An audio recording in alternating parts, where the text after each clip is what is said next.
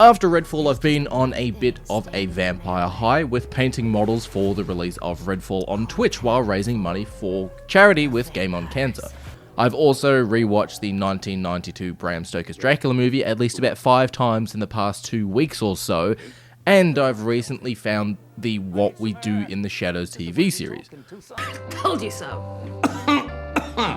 You fucking didn't. And while I'm starting to come down off the vampire high, Renfield has just released, and thanks to Universal Films Australia, I'm taking a look at it this week, and what a film it is.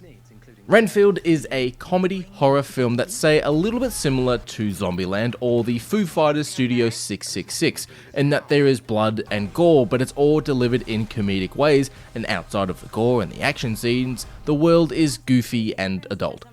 It's okay, I've seen way worse.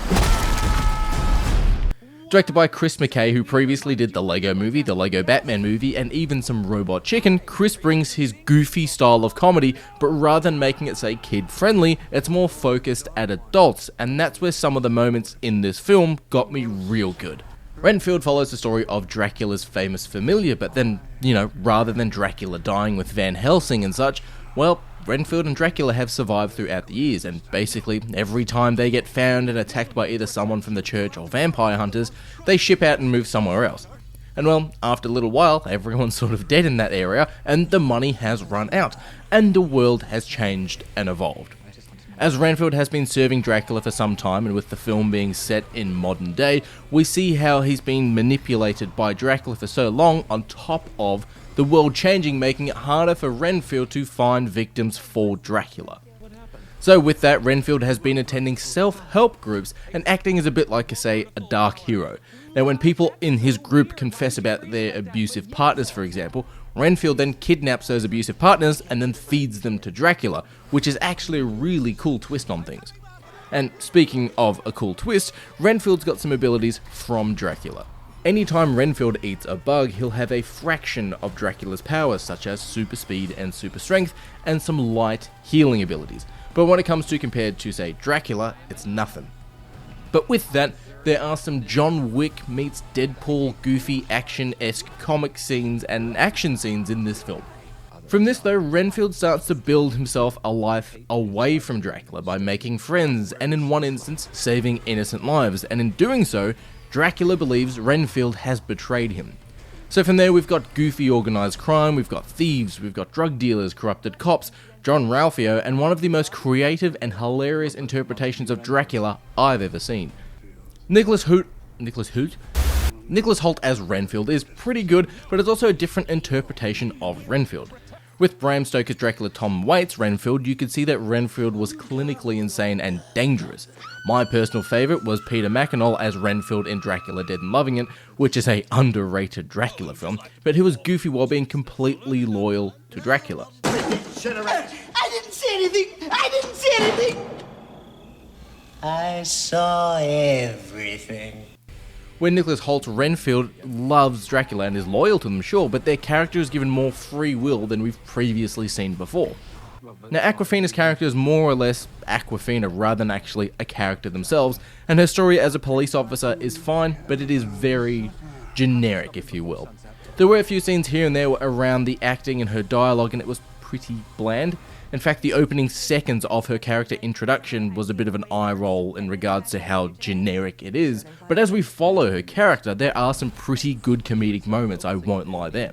Now, like Jim Carrey in Sonic, Jeffrey Dean Morgan in The Walking Dead, or Joe Pesci in Goodfellas, Nicolas Cage steals the show in his own iconic yet entertaining rendition of Dracula. Wearing fake teeth that are clearly affecting Cage's ability to speak, with hints of Face-Off's Castor Troy's unpredictability-ness, Nick Cage's Dracula had me in stitches, and when he needed to be the fear-inducing Lord of Death, Cage could flip a switch and off he goes, before immediately going back to making the audience laugh. Now, while not every bit of comedy works in Renfield, there are some genuine moments of laughter that Chris McKay has provided in the film, some of which work into the Dracula or vampire lore, with vampires having to be invited inside, or how Dracula's blood has healing properties. What me and Mrs. Dudi did notice, however, is that the music or score for the film is completely forgettable. Now, when you watch a film and the music hits, it stays with you. Look at the intro of Blade and tell me that iconic blood trance techno music isn't in your head. Or you can't hear the Imperial March whenever you see Vader or the Empire. But after walking out of Renfield, Mrs. Dudi said that the film's music didn't overly change with the tone of the film. And there are some moments here and there where it tries to instill some fear with Dracula, but because the music didn't immerse us in that fear, it didn't really work. Now sure, they were good scenes, but the music I feel needs to draw the audience into the moment. Now what really surprised me though were actually some of the props and the sets and the ideas in the film. Renfield carries a little bug box around with him at all times that should he need to use his powers, he can basically get a spider or a fly with ease. My God, man! You're eating insects right from the ground! What makes you say that? Dracula has this throne in the film that looks absolutely fantastic, and the only problem I had with it was we didn't see more of it.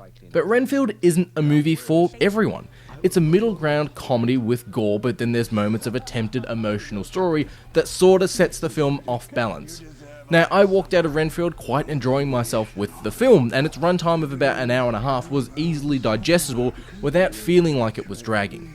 But Mrs. Dudi thought the film was fun, and she wouldn't rush to go see it again. She laughed sure, but it just wasn't for her. What I will say though is that if you're a fan of vampire films, or seeing Nicolas Cage actively having fun playing a character, or just some comedic gore moments, then yeah, watch Renfield. If you're in the mood for a more serious tone of film and you're not overly a fan of this sort of style of comedy, then maybe wait for a streaming service and then try it then.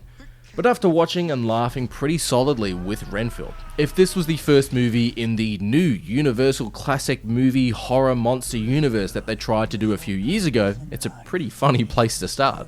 Now, let's eat.